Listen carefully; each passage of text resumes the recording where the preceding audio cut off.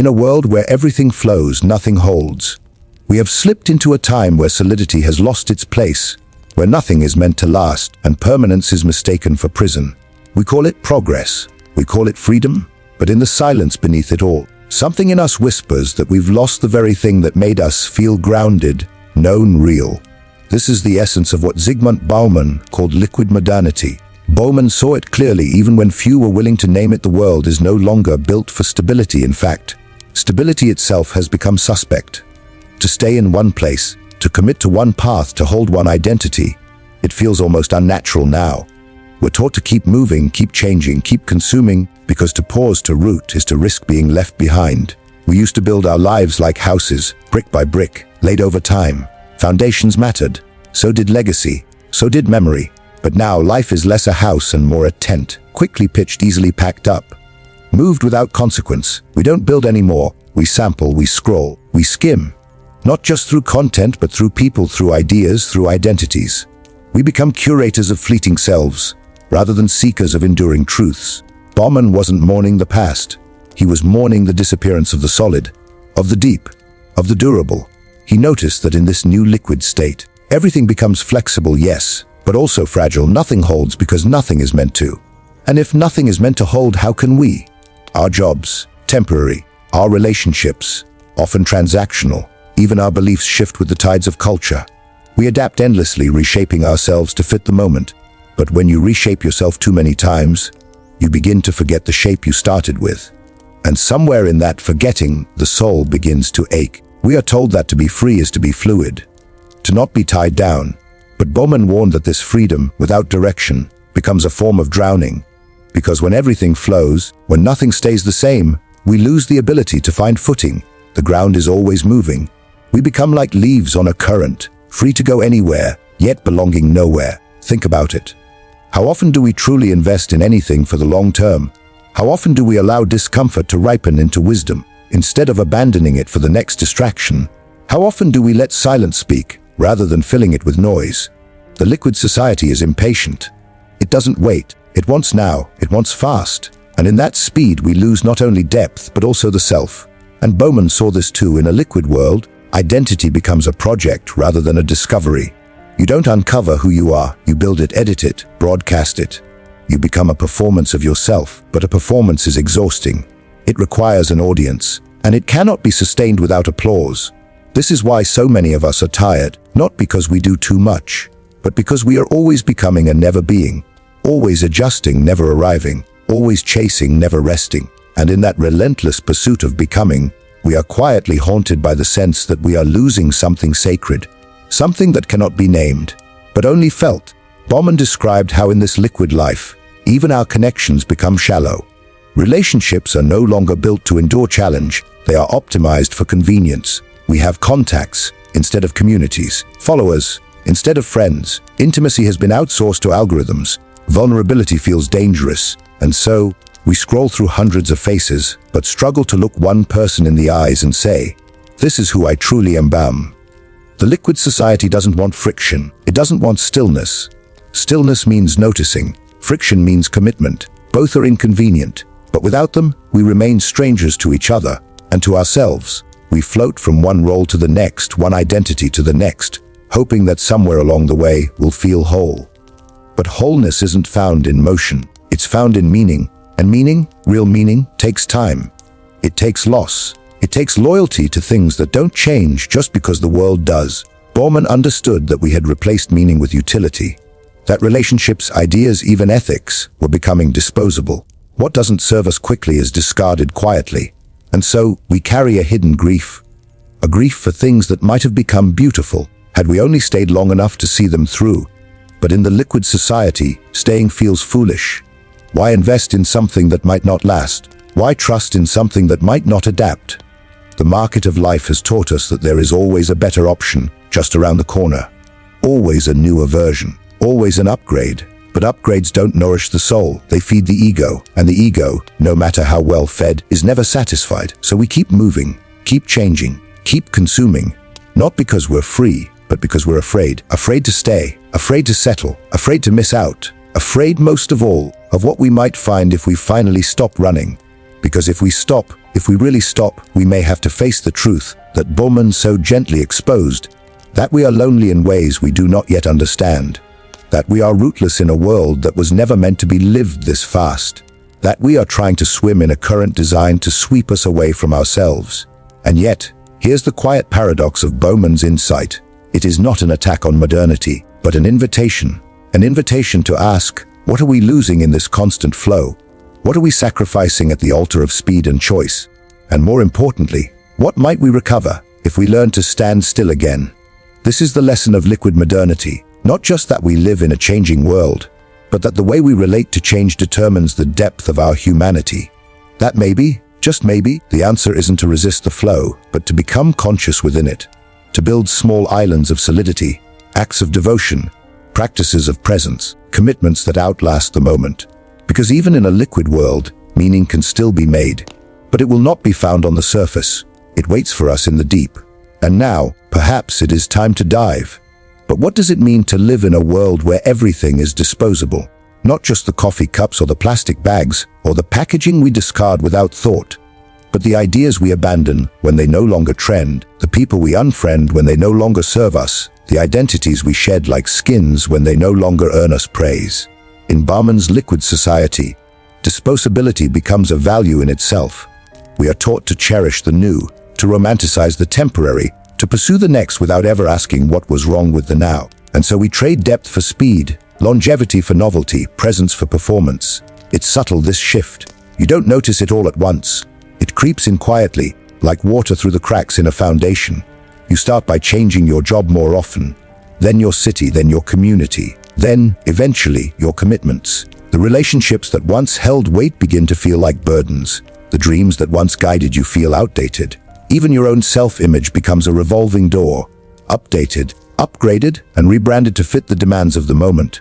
We have become archivists of abandoned selves. Scroll far enough back in anyone's feed, and you will find ghosts, past versions, forgotten passions, pieces of the soul that were once real but are now buried under layers of curated identity. In the disposable age, everything is optimized for the short term. Friendships are measured in engagement, attention spans in seconds, love in convenience. The soul, slow, tender, fragile, has little place here. It speaks in a language the modern world has forgotten: silence, stillness, commitment. But the soul does not disappear just because it is ignored. It waits in those quiet moments when your phone dies and you're left alone with yourself. It waits in the spaces between distractions, those in between seconds when you're not consuming or producing or performing. It waits in the ache that comes when everything is going right, yet something still feels missing. That ache is not dysfunction. It is not failure. It is the soul mourning its own neglect. It is the sacred part of you reminding you that life is not meant to be lived on the surface. We were not built for constant change. We were not wired to be endlessly adaptive, endlessly open, endlessly available. We were built for rhythm, not chaos, for depth, not distraction, for belonging, not branding. And yet, we are constantly told that to survive in the modern world, we must stay fluid. That to be relevant, we must evolve.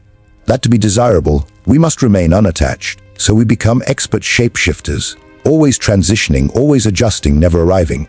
We call it resilience, but too often it is surrender, a slow erasure of the parts of us that were never meant to change. In a disposable age, even time is consumed, not lived. Moments are captured, filtered, and forgotten. We are so busy preserving the illusion of life that we forget to participate in it. We chase permanence through pixels, hoping that if we post enough, share enough, perform enough, we will be remembered. But memory built on performance is as fleeting as the attention it attracts. There is a deep sorrow that comes from being constantly seen, but never truly known. From being liked, but not loved. From being watched, but not witnessed. This is the spiritual emptiness Bauman warned us about. The soul's slow starvation in a world that values appearance over essence. We think we are more connected than ever, and in a way we are. But connection is not proximity. It is not reach. It is not data. Connection is depth. It is staying when it's easier to leave. It is listening when it's easier to speak. It is choosing the imperfect person again and again when the algorithm offers you infinite options. But the disposable age does not teach us to choose. It teaches us to consume.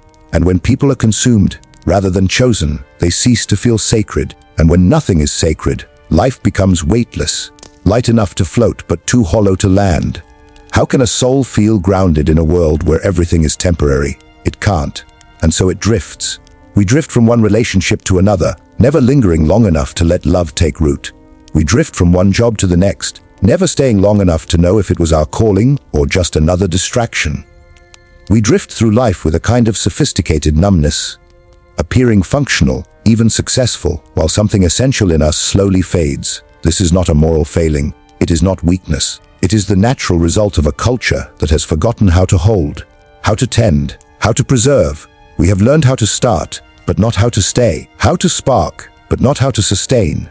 And without the ability to stay, everything becomes disposable: relationships, ideas, even our own sense of self. But the soul is not disposable. It cannot be upgraded or optimized. It does not thrive on endless reinvention. It wants to be known, not in parts but in whole, not just in our highlights, but in our wounds, our flaws, our still becoming. And to be known, truly known, requires us to stay with people even when they're difficult, to stay with ourselves even when we feel lost, to stay with the quiet, aching questions that the world tries so hard to silence. In the disposable age, staying is an act of rebellion, staying present, staying loyal, staying human. When you stay, truly stay, you begin to notice things. The way silence holds more than sound. The way someone's eyes can speak more truth than their words.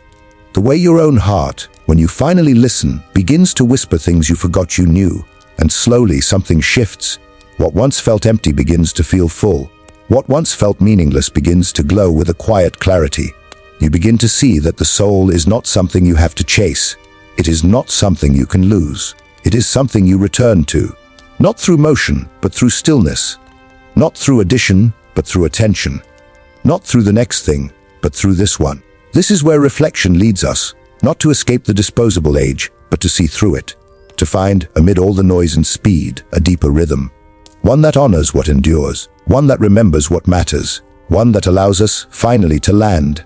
And from this place of stillness of soul, of sacred presence, we begin to ask not just how to survive in a liquid world, but how to live in it with meaning, with intention, with heart.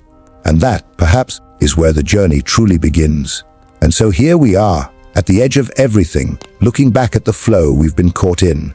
This liquid life where nothing settles, where even the self is something to be constructed and reconstructed, endlessly, until we forget the shape of our original form. We've followed the current for so long that stillness feels unnatural. It feels like failure, like we're falling behind. But perhaps we are not behind. Perhaps we are just beginning to remember. In a world obsessed with motion, stillness is radical. It asks something of us that the modern world forgot how to value: presence. Not the kind of presence that seeks to be noticed, but the kind that notices, the kind that stays, the kind that sinks in. Because to be still is not to be stagnant. It is not to give up or disengage. Stillness is not the absence of movement, but the fullness of being. It is not inaction. It is intention. It is where the noise clears and the self, long buried beneath the debris of distraction, rises like a quiet tide. There is a wisdom in stillness, a kind of ancient intelligence that can only speak when everything else grows quiet. It does not rush. It does not shout. It does not need to prove itself. It simply waits, patiently, for us to remember that truth isn't always found in the next thing. Sometimes, truth is found in what stays. In a liquid world, permanence is rare, but maybe that's why it's sacred. Maybe the things that endure, kindness, loyalty, love, presence, are so precious because they resist the current. They are not disposable. They are not trending. They do not shout for our attention. And yet, when we finally look, really look, they are the only things that make life feel real. Bauman warned us that in the rush to escape the constraints of solidity, we also escaped its gifts. That in rejecting tradition, we lost guidance. That in abandoning commitment, we lost intimacy. That in worshipping freedom, we forgot the beauty of choosing to stay. But now, perhaps we are ready to reclaim what was lost. Stillness is where we begin. Stillness allows us to feel the weight of our own breath, to hear the soft stirrings of the soul. It teaches us how to inhabit the moment, not as a stepping stone to something better, but as a sacred destination in itself. It reminds us that meaning does not come from quantity, but from attention. That we do not need to constantly reinvent ourselves to be worthy of love. That sometimes the most courageous thing we can do is to be exactly who we are, where we are, and let that be enough. Stillness is not glamorous. It does not promise applause, but it offers something far more enduring: intimacy with the present. And in that intimacy, We begin to taste a kind of wholeness that all the striving could never offer. It is in stillness that we learn to sit with discomfort, rather than escape it, to hold questions without rushing to answer them, to look at another person, not to fix, judge, or impress, but simply to witness, to see, and to be seen. This is what the liquid world cannot give us. It can offer us connection, but not communion. It can offer us updates, but not understanding. It can offer us freedom, but not the roots we so desperately need. We think we need more time, more things, more opportunities. But what we often need most is less noise, less pressure, less of the endless reaching and more of the gentle returning to simplicity, returning to essence, returning to a way of being that does not hinge on performance but on presence. Stillness is the doorway to that return. But make no mistake, stillness is not easy. In fact, it may be one of the hardest things we do. Because when we are still, all that we've been avoiding begins to surface. The grief we've buried, the longings we've silenced, the questions we've refused to ask. Stillness holds a mirror to the parts of ourselves we've been running from. But it also offers us the grace to finally face them, to hold them, to understand them. And in that understanding, something remarkable happens. We begin to soften, we begin to listen, we begin to heal. This is how we reclaim our depth, not through force, but through surrender. Not by building something new, but by remembering what was never broken. The world will keep pulling. It will keep asking you to move faster, be better, consume more. But you don't have to follow. You can choose to root. You can choose to stay. You can choose to build something solid in a world that tells you to float. You can choose to love deeply, even when it's inconvenient. To commit to something real, even when it's not easy. To be present, even when the world tells you to look away. Because in the end, what we crave isn't motion, it's meaning. And meaning is born not in the chase, but in the still places, the quiet mornings, the long conversations, the steady rhythms of lives shared over time. Meaning is born when we choose not to move on, but to move into ourselves, into each other, into the sacred slowness of being alive. In this way, stillness becomes resistance. It becomes healing. It becomes home. And perhaps this is Bauman's deepest wisdom? Not that the world has become liquid, but that within it, we still have the power to build islands, to choose depth, to choose devotion, to choose to be human in a world that is rushing toward the inhuman. You do not need to have all the answers. You do not need to outrun the current. You only need to remember that there is a place in you the world cannot touch, a place that is steady, quiet, whole. Return to that place, honor it, let it shape you, because the world will always flow, but you can still learn to stand. And perhaps, in learning to stand, you will become a lighthouse for others, still, shining, unwavering, guiding them not to escape the liquid world, but to find themselves within it. And that is how the soul remembers its way home.